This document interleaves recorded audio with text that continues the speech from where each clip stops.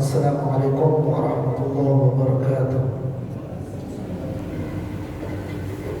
Innal hamdalillah wa syukra lillah wa thanaa lillah la haula wa la quwwata illa billah. Thumma assalatu wassalamu ala asyrafil anbiya'i wal mursalin sayyidina wa maulana Muhammad sallallahu alaihi wasallam.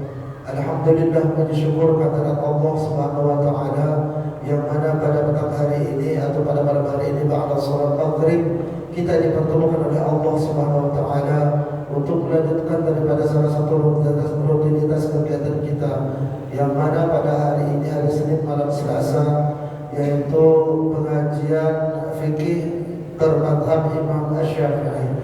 Dengan harapan dengan Allah SWT merahmati kita, merahmati kita, dan tentunya mudah-mudahan segala bentuk amal ibadah kita mudah-mudahan sudah sesuai dengan ketentuan syariat Islam, baik dari Al-Quran maupun dari hadis Nabi Muhammad SAW, dan semoga amal kita diterima oleh Allah SWT. Amin Allahumma ya rabbal alamin.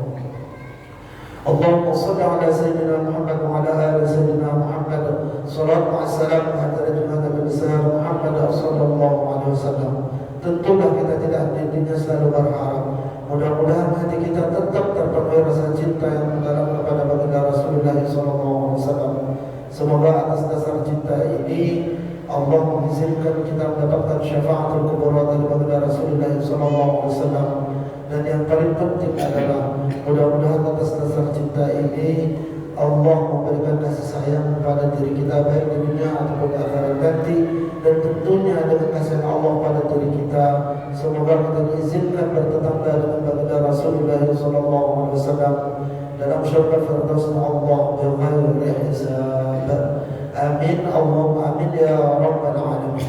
Jamaah salat maghrib yang dirahmati Allah Subhanahu wa taala, terakhir pembicaraan mengenai fikih bermadhab Imam Syafi'i. Pembicaraan yang terakhir adalah tentang waktu salat fajar atau waktu salat subuh, sebagaimana yang sudah kita jelaskan pada pertemuan 2 minggu lalu bahwa waktu salat subuh itu adalah mulai dari terbitnya fajar siddiq, itu fajar yang betul-betul jadi sinarnya benar-benar yaitu membentang dari ufuk utara sampai ufuk selatan lalu menuju ke barat, maka dengan akhirnya akan muncullah atau terbitlah sinar matahari. Nah, kemudian pada saat matahari sudah muncul dari ufuk timur, maka itu menandakan atau menunjukkan bahwa sholat subuh itu waktunya sudah habis. Dan pada saat yang bersamaan pun maka diharamkan juga orang melaksanakan sholat sunat yang tanpa ada sebabnya, atau yang sering kita kenal adalah sholat sunat ba'diyah atau mungkin sholat sunat mutlak, kecuali sholat yang sudah ditentukan seperti sholat isyraq, sholat duha, atau mungkin sholat-sholat yang ada sebabnya seperti sholat sunat wudu karena didahului kita berwudu, seperti juga sholat sunat tahiyatul masjid karena kita memasuk daripada masjid. Kemudian juga terakhir yang tidak intinya kita selalu bahas yang sering merupakan suatu kebiasaan buruk bagi diri kita, yaitu sering melalaikan waktu sholat. Sebagaimana yang sudah kita jelaskan bahwa kewajiban daripada umat Islam untuk melaksanakan sholat itu di awal waktu, kecuali kalau ada halangan syar'i. Jadi apapun alasannya, jadi tetap harus di awal waktu, kecuali kalau karena ada alasan syar'i baru itu dibolehkan ditunda sampai pertengahan waktu, sampai akhir waktu. Ini karena ada izin atau karena ada halangan yang sifatnya syar'i. Itu pun harus diniatkan dengan mantap bahwa akan melaksanakan sholat tersebut, yaitu di pertengahan waktu atau di akhir waktu. Memang benar Rasulullah SAW bersabda bahwa waktu sholat itu dari sekian sampai sekian, atau dari jam sekian sampai jam sekian. Itu memang benar. Itu maksudnya apa? Bahwa ketika orang melaksanakan sholat, baik itu di di awal waktu atau di pertengahan waktu atau di akhir waktu.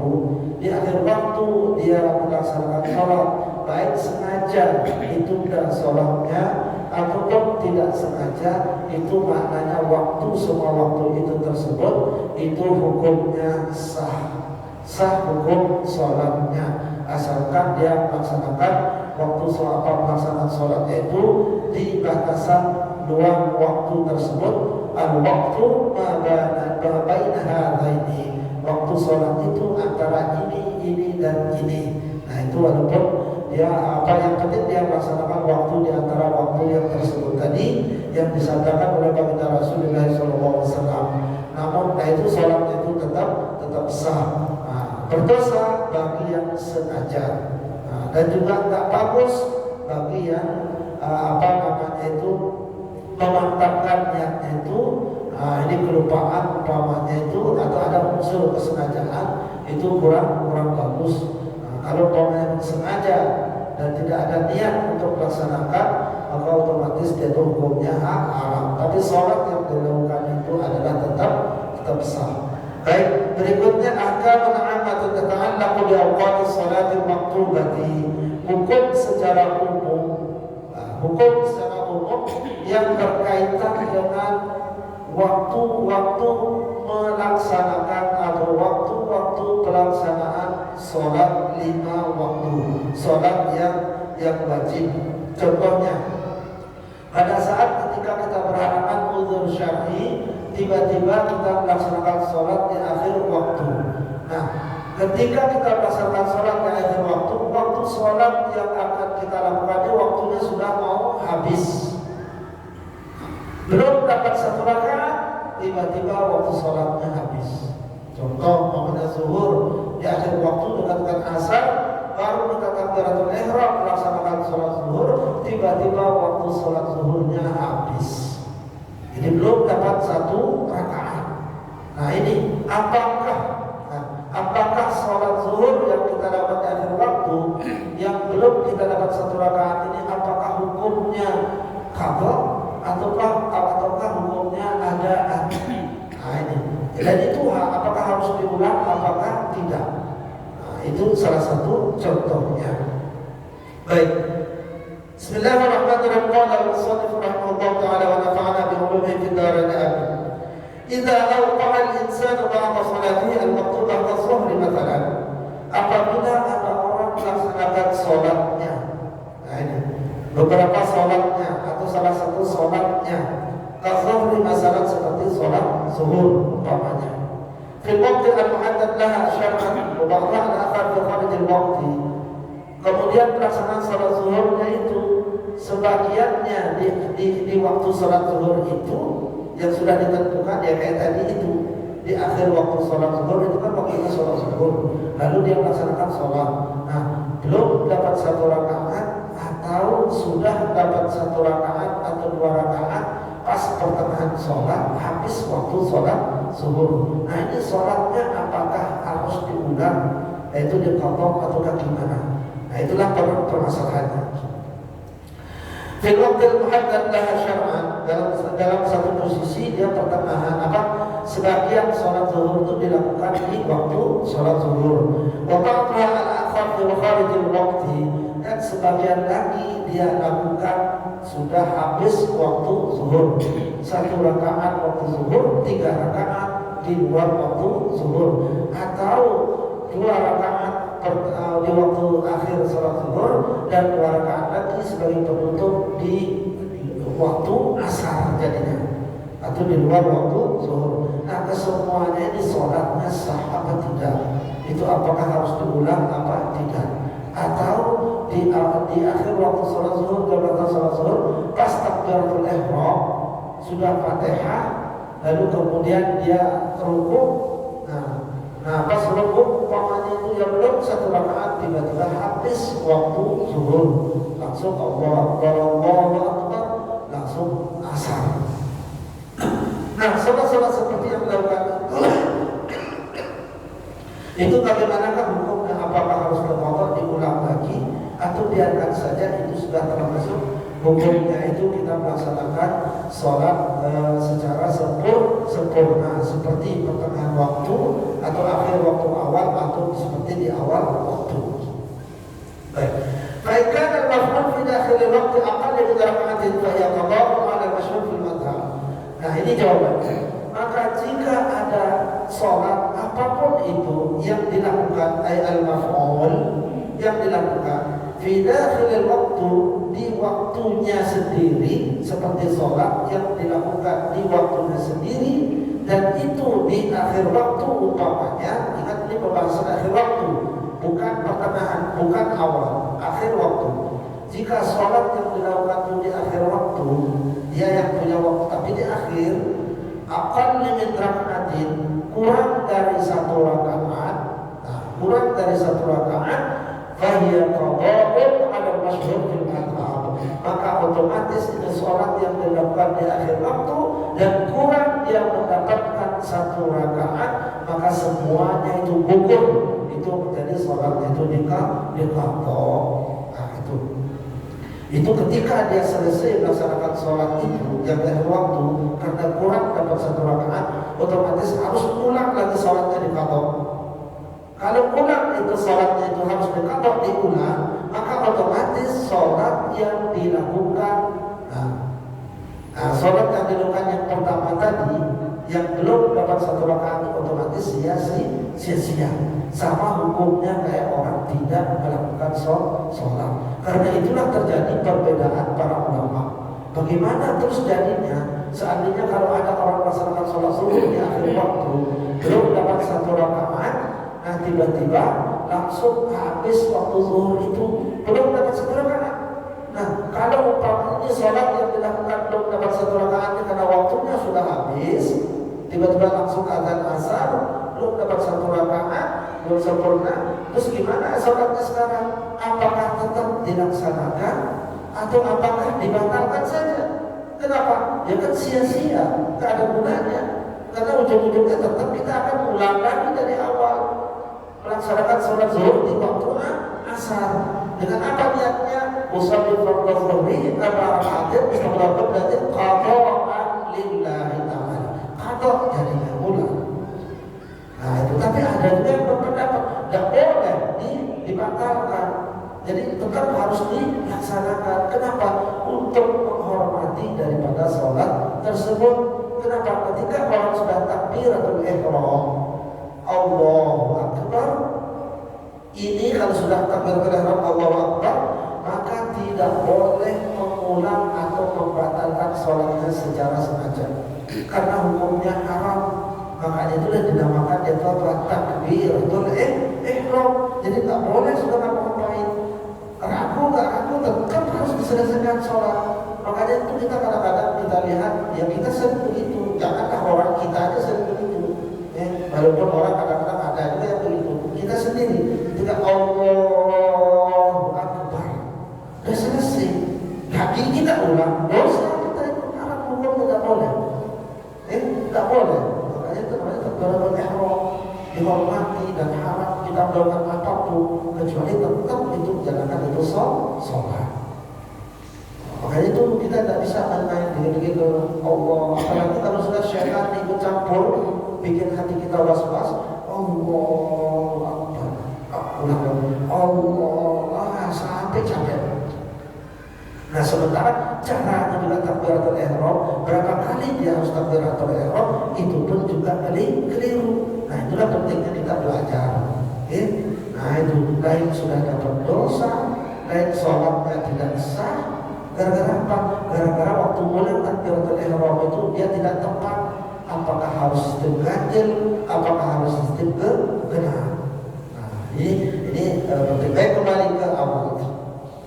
Jadi menurut daripada mazhab yang masyhur, yang sebenarnya yang dikenal oleh para ulama yang bermazhab Imam Syafi'i, maka umat Islam dikasih tahu jika Anda melaksanakan sholat di akhir waktu, yaitu sholat 5 waktu apapun itu namanya di akhir waktu, dan waktu melaksanakan itu Anda kurang mendapatkan satu rakaat, maka harus itu sholatnya diulang lagi dengan niat dikata. Jadi tak boleh dibiarkan begitu saja. Lalu dia tidak mau melaksanakan sholat, maka dirinya itu sudah melaksanakan sholat padahal sebetulnya itu adalah gugur. Kenapa? Rasulullah SAW ada rakaat, itu ada hadisnya. Barang siapa yang sudah mendapatkan satu rakaat, nah itu satu rakaat. Lalu ketika dia mendapatkan satu rakaat, kemudian habis itu waktu sholat, maka itu semuanya itu adalah ada. Apabila dia terkena kalau dia tidak mendapatkan satu rakaat, maka dia harus mengulang kembali sholat itu dengan apa? Dengan qadha. Nah sekarang batasan satu rakaat, kita dikatakan sudah mendapatkan satu rakaat itu apa? Itu batasannya adalah ketika kita sudah bangun dari sujud yang kedua. Kita bangun dari sujud kedua, mau rakaat kedua kan? Nah, sempurna itu sujud, lalu kita bangun Allahu Akbar. Sudah bar. Nah, ketika sudah selesai bar, nah, ini baru namanya satu rakaat sempurna. Tapi kalau belum bar, baru kita baru bangun saja habis sujud yang kedua mau rakaat kedua di akhir waktu ini Allah, nah, baru begini saja belum sempurna bar itu. Tiba-tiba azan asar ulang dari awal sudah. Jadi sempurna satu rakaat itu Allahu Akbar.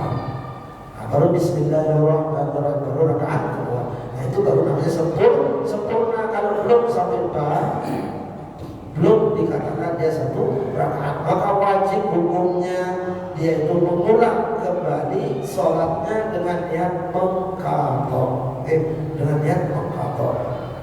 Entah itu sholat yang tadi dilakukan itu di akhir waktu itu dia batalkan di tengah-tengah sholat, atau dia tetap selesaikan sampai akhir sholat, itu ujung-ujungnya tetap harus diulang. Itulah pendapat yang sebenarnya yang ada dalam mazhab Syafi'i. Tapi kalau ada kalau ada umpamanya fatwa dari manapun datangnya, terserah, mau dari kutub utara, terserah, nggak usah dipikir. Kalau ada yang berlawanan seperti itu, jangan didengarkan. Karena itu adalah fatwa yang salah dan juga bertentangan dengan hadis Nabi Muhammad Sallallahu Alaihi Wasallam. Wa in kana ma waqa'a fi waqti miqdar rahmatin kamilatin. Seandainya kalau umpamanya dia melaksanakan sholat di akhir waktu, lalu dia mendapatkan satu rakaat yang sempurna. Nah, tadi kurang satu rakaat, sekarang sudah lengkap baru. Nah, pas sudah selesai dia bilang baru akan Bismillah untuk Al-Fatihah di rakaat yang kedua, tiba-tiba Allahu Akbar. Nah, muncul waktu sholat yang lain. Nah, bagaimanakah status hukumnya? Kalau tadi kan kurang satu rakaat, sekarang sudah sempurna dapat satu rakaat. Orang yang melaksanakan sholat di akhir waktu dan sudah mendapatkan satu rakaat, tiba-tiba waktu sholatnya habis. Ini pun terjadi perbedaan pendapat di antara para ulama. Coba bayangkan, yang kurang satu rakaat saja itu sudah tidak sah, apalagi yang dapat satu rakaat. Padahal jelas-jelas ada hadis nabinya lagi. Itu pun masih terjadi perbedaan pendapat. Itu sholatnya itu sah apa enggak? Apakah semuanya jadi sah ataukah diulang lagi semuanya walaupun dia itu sudah dapat satu rakaat? Fakhilaf ala wajhain. Maka ini terjadi juga perbedaan pendapat. Nah, pendapat yang pertama tadi, lawanannya yang pertama tadi, kalau sudah dapat satu rakaat itu hukumnya itu, pendapat yang paling benar mengatakan bahwa itu adalah hukumnya sah karena sudah dapat satu rakaat. Kemudian lawannya itu mengatakan bahwa nah ini yang pendapat yang kedua ini pecah. Jadi terjadi dua pendapat. Kemudian pendapat yang pertama mengatakan kalau sudah sempurna Anda mendapatkan satu rakaat, lalu habis waktu sholat itu, maka sholat Anda ini fatwa yang paling benar di kalangan umat Islam, di kalangan para ulama, di kalangan Islam. Para ulama yang bermadzhab Syafi'i mengatakan bahwa pendapat yang paling benar yang sejatinya itu adalah bahwa sholat yang Anda lakukan itu semuanya sah. Nah kemudian pendapat yang kedua ini ada yang mengatakan sah, ada yang mengatakan tidak, ada yang mengatakan tengah-tengah. Nah inilah pecah lagi itu perbedaan pendapat di kalangan para ulama. Bahkan yang berkaitan dengan asal wujud salata. Kemudian pendapat yang kedua itu terjadi perpecahan lagi. Kalau yang paling benar, ingat, kalau sudah dapat satu rakaat sempurna, maka itu sholat kita sah. Itu yang kita pegang. Tidak usah pikir yang aneh-aneh lagi. Nah kemudian ada lagi pendapat kedua sebagai informasi saja. Dan ini kalau bisa jangan dipakai. Jadi biar tenang saja. Ada jadi adaan. Nah ini sesuai dengan pendapat yang awal tadi. Mengatakan bahwa semua status sholatnya itu adaan, artinya sah. Kenapa? Karena sudah mendapatkan satu rakaat.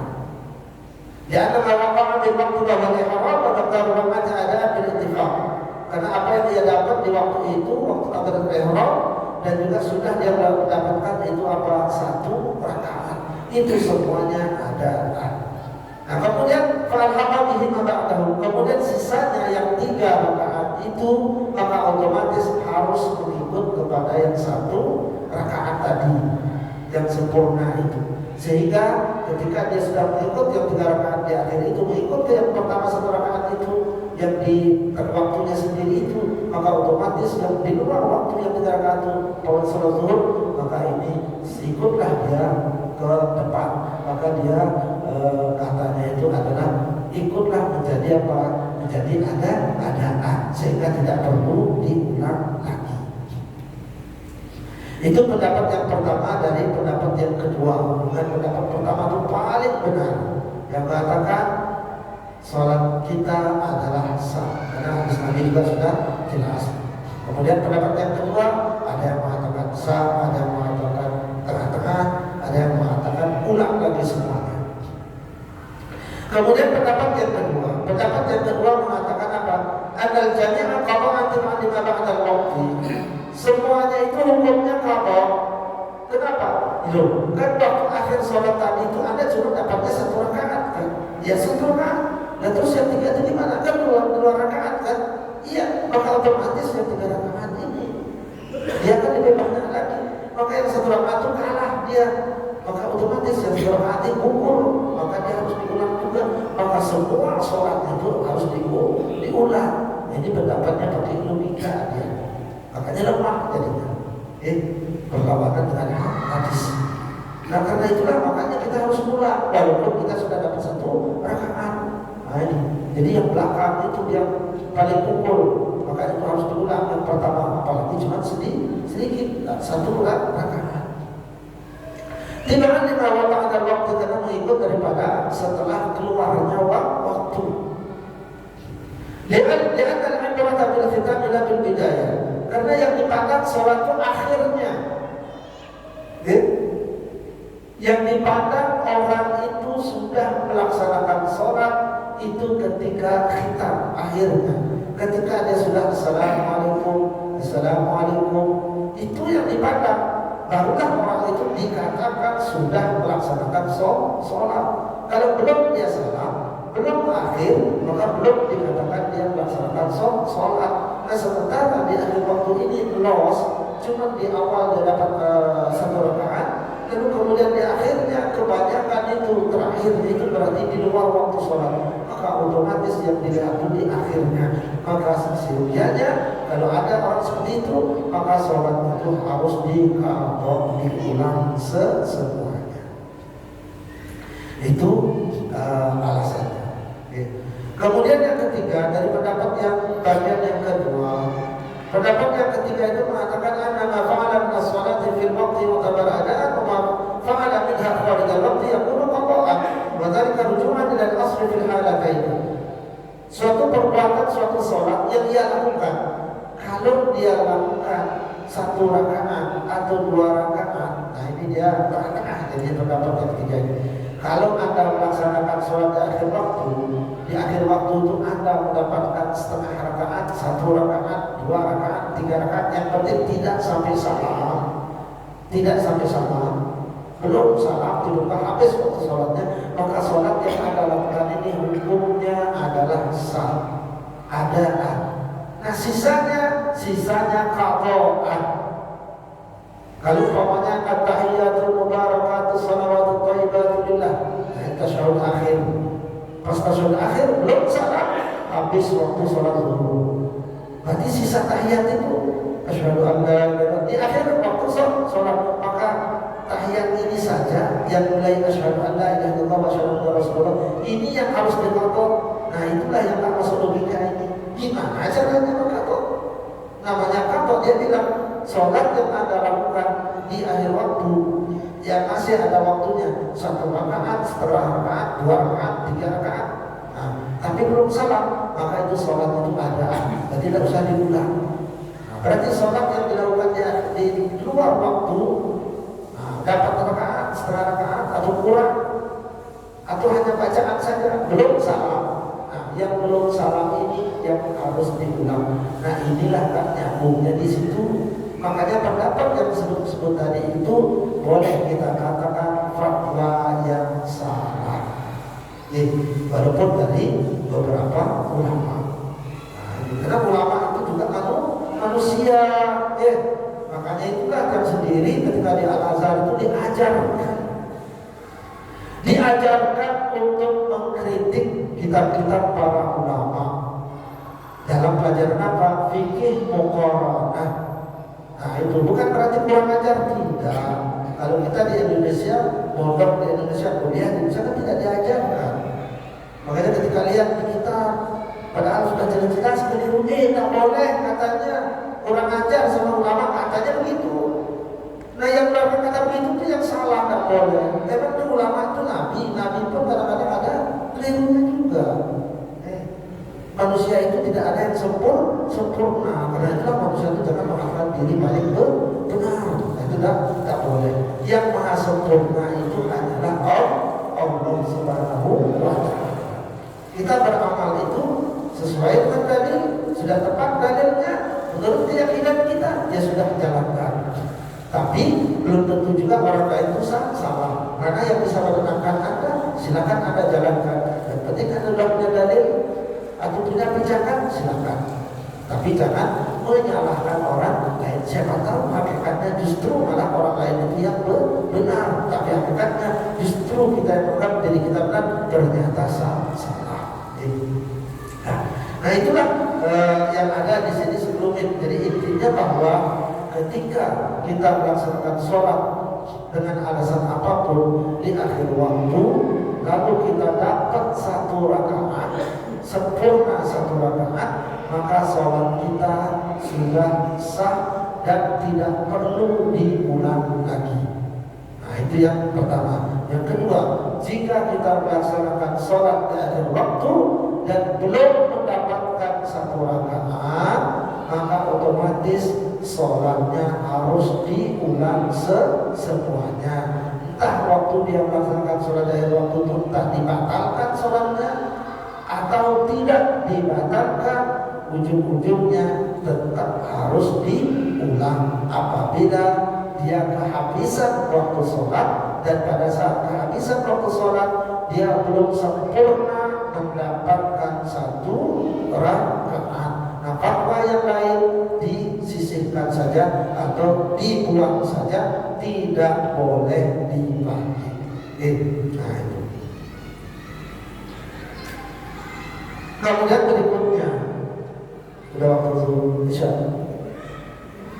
Tidak.